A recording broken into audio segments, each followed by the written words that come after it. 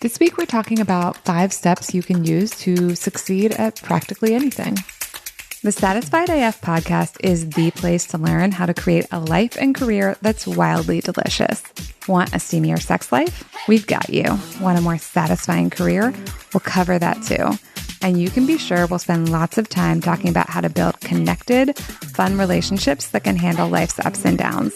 No matter what goals you're working on, this show will help you create a one-of-a-kind life that's just right for you. Join me, life and career coach Corey Lynn, and each week I'll give you lots of practical tips, tools, and proven strategies to help you create all the satisfaction your heart desires. Hello, hello, hello. Happy Wednesday.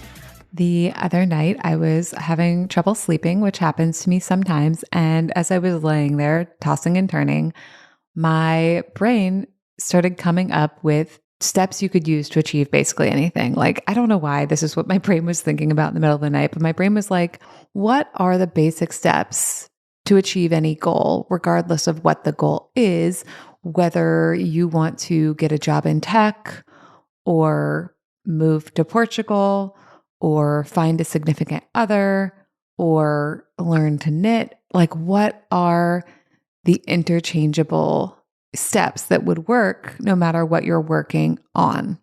And then it came up with steps. And I was just like, all right, I would actually rather be sleeping. But if we're not sleeping, like, I don't mind that you created this whole formula, this methodology.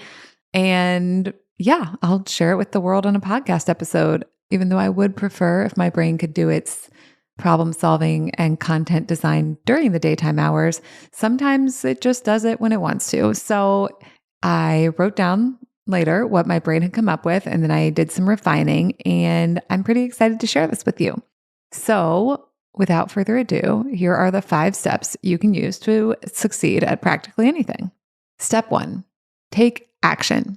Now, you might be surprised at this because, I am a coach who focuses a lot on perspective, on the power of mindset, on the power of thoughts.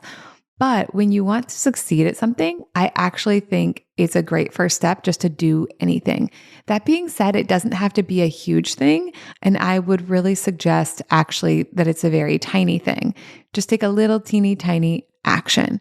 What's the easiest first thing to try? How can you get yourself to do it? So, if you wanted to learn to knit, could you walk yourself over to a local bookstore and see if they have any books on knitting, and then just kind of look at them, or maybe watch a YouTube video, or maybe go to the yarn store and touch the yarn? What is the teeniest, tiniest action you could take to get you moving towards that goal or that thing you want to succeed at? Step 2, make it feel good. Add things that are pleasurable, add praise, add friends or community. If you want to keep doing anything, if you want to keep going at anything until you're good at it, until you succeed, I think it's really important to make it enjoyable. And there's lots of different ways you can do that. I also think this ties back to step 1. Well, I think it specifically ties back to making step 1 a small step, because I think that's often more enjoyable. When we try to take a really big step, it often feels stressful, unsustainable, unpleasant. In certain cases, taking a really big step could even lead to an injury or a consequence or a problem. I know that lots of people out there think that the way to get things done is to hustle and grind and push and, force. But if you actually want to get to the success part and be able to enjoy the success part, it makes a lot more sense to take small steps, make it enjoyable, and then it's an easier habit to keep going. It's an easier practice to stick with, and it's more enjoyable, which I think is half the point. I know a lot of people just want to be successful, but if you're successful and miserable, what is that really getting you? I also think that's when we're at much higher risk for burnout and for giving up and quitting. So if you actually want to succeed and have staying power, be able to stick with it, make it enjoyable. All right, step 3, be creative if possible. If you want to try whatever the tried and true things are, go ahead and try those. But what other ways could there be to achieve your goal or to succeed at whatever it is you want to succeed at. What sounds fun to you as an approach? What resonates with the way you like to do things or the way you like to learn or the way you've been successful in the past, right? To return to like the knitting example, are you a person who likes to just jump in? Do you just want to get some needles and some yarn and try it out? Are you a person who likes to learn in community? Like maybe you want to find an experienced knitter to learn from, whether that's a friend or like a knitting tutor or someone at the local yarn store.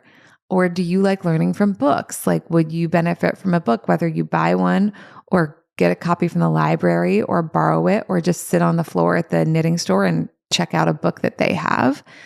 Or do you prefer like something like video? I know I learned to knit a lot from a person and then from books, but then there are certain kinds of stitches that I couldn't understand what it was from the book. So I needed something like either a real person who could know that advanced stitch. And at that time, I didn't know anyone who did. So I was on the internet, or maybe it's not that I didn't know anyone. Maybe I just wanted to do it right then and didn't want to get in the car and go find a knitting store. I don't really remember because it's been years. But basically, there are lots of ways to succeed at pretty much anything. And so I think being willing to be creative, if you need to, in order to keep going, in order to get to where you want to go, is a great step. And that leads us to step 4. Step 4 is evaluate. What's working? What's not working? Like what could make it more delicious? What could make it more interesting? What could make it more attuned to you? Circling back to step 3, is there a way to make this more creative? Is there a way to make this more in your style? Like maybe your style is not just one thing. Maybe you're like, okay, I need a live person and then a YouTube video and a book. And I also need a meetup. These are the things I need to have in place to make it truly enjoyable and sustainable and habitual for me. Is there anything you're doing that feels like shit to you? And if so, like, can we eliminate that part? And if we can't eliminate it because like it's integral to the goal somehow, then can we make it more enjoyable? And we can make things more enjoyable in a lot of ways, right? We can add things that are pleasurable. We can add praise. We can add friends or community, like we already talked about. We can also shift our perspective. Sometimes it's the perspective that makes something unpleasurable, especially when people are trying to succeed at things and they're kind of in the in-between place where they're like, I don't know if this is working or not. That can really be a point at which I see a lot of people be very hard on themselves.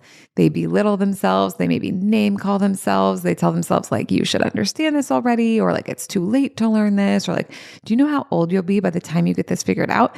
So those are perspectives that you could eliminate or shift away from and choose, perspectives that feel more pleasurable, more interesting, more creative, and more aligned with you actually doing the thing and sticking with it long enough to succeed, whatever success looks like for you.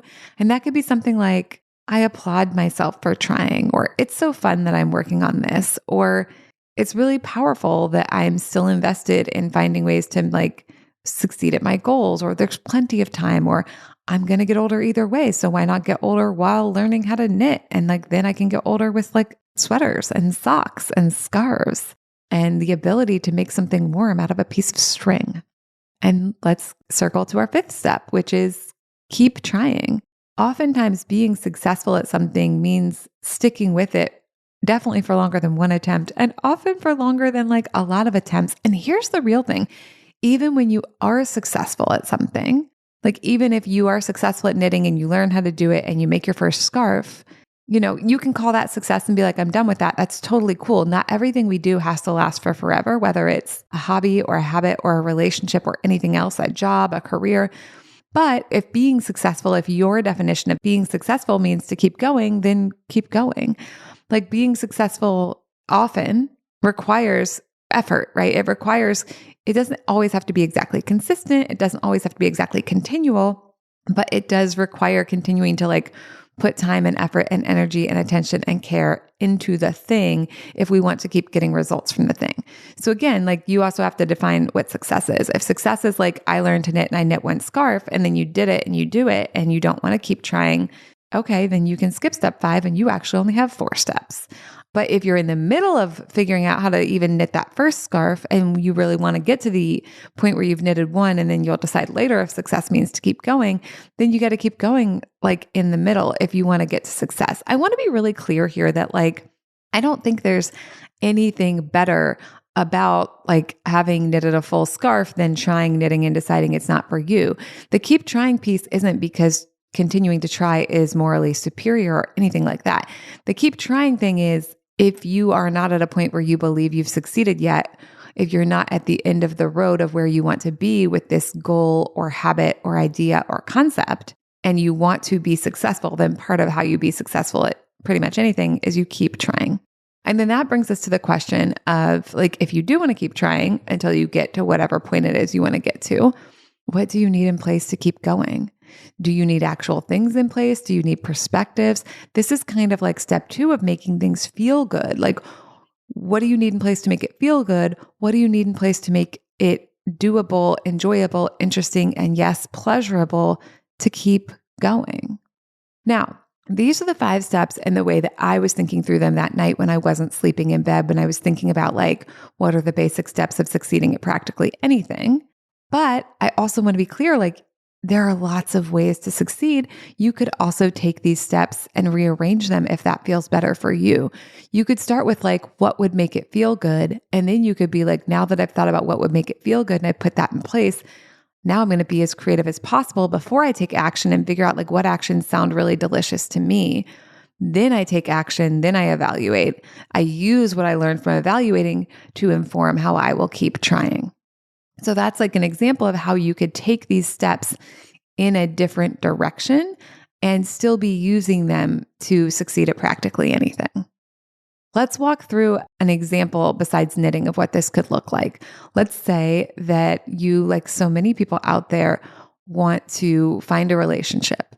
So you could start with take action, like, make a profile on an online dating app or go out and like go to networking events or like whatever, groups and meetups.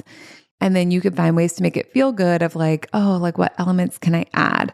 Or you could start with like step 3, like, okay, being creative as possible.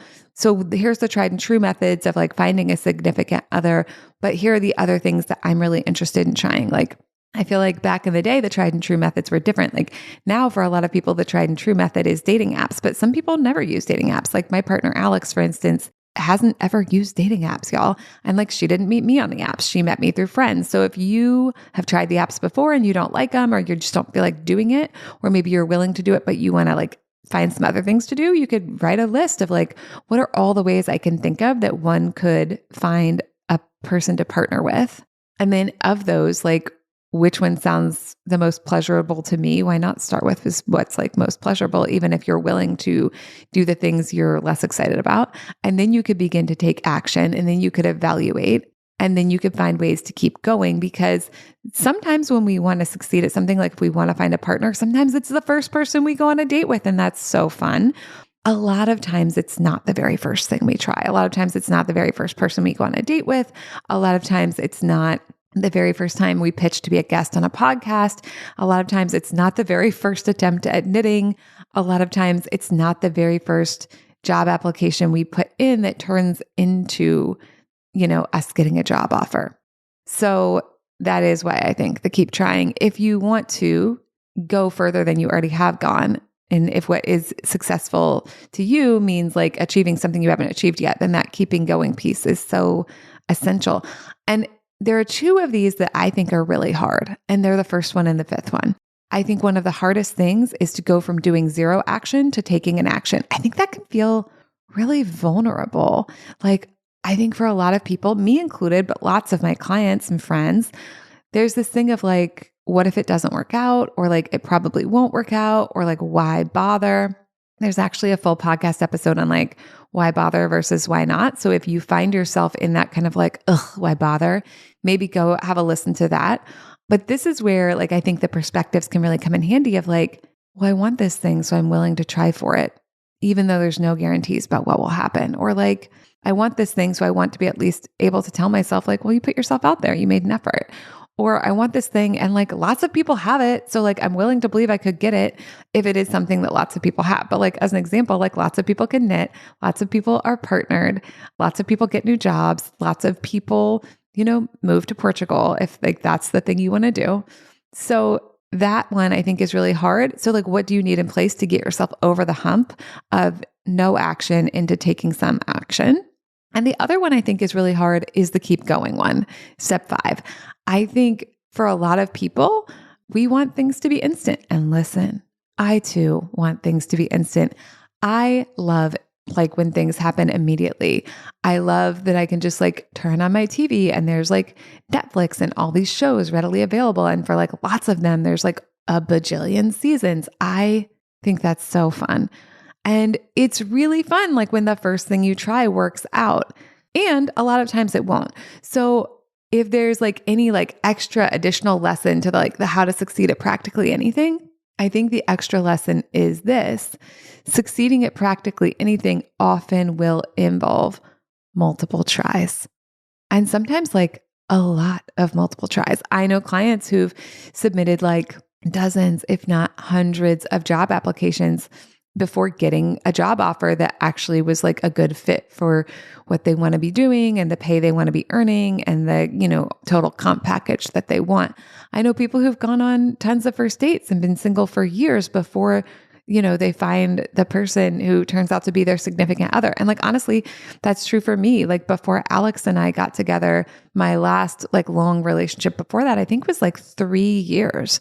And there was a lot of time in there where I was just happily being single, but there had also been times in there when I was like dating pretty actively and like looking for something and just not finding it. And if you need to take breaks and to keep trying, like, I think that's okay too. I did that a lot during the dating. I'd be like, okay, I'm dating. And I'd be like, all right, I need a little break from that.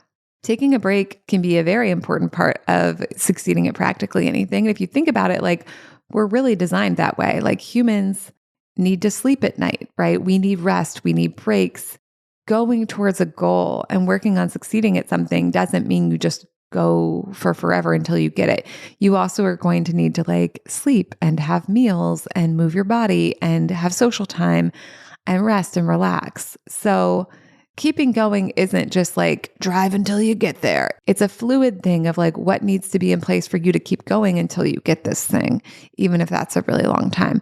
And if that's something you want to deeper dive into, check out the podcast episode on mellow massive action, because massive action is kind of this idea of like, if you really commit to something, you decide you're going to get it, you just do whatever it takes until you have it. But I see people burn out doing that. So I wanted to kind of give this approach of like, yeah, if you're going to keep going until you like get the thing or die first, like you need that to be done in a sustainable way in order to not burn out, get sick, give up, etc. Okay. So that's what we have today. The 5 steps you can take to succeed at practically anything, which are take action, make it feel good, be creative if possible, evaluate, and keep trying. And I think they work really well in that order personally. And also creating a satisfying AF life is all about what's satisfying as fuck to you and what works well for you. And that doesn't have to be what works well for everyone else.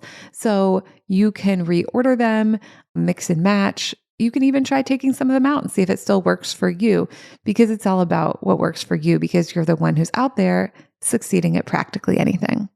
And if you want to take this work deeper and you want some customized support as you do this, if you want a fun, silly guide who still knows how to get shit done in a very serious way, come work with me.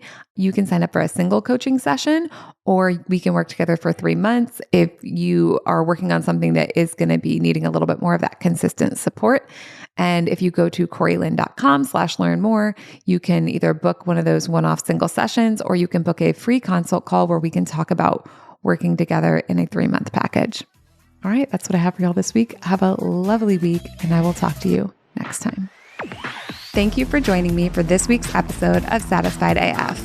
If you are ready to create a wildly delicious life and have way more fun than you ever thought possible, visit www.coreylyn.com to see how I can help. See you next week.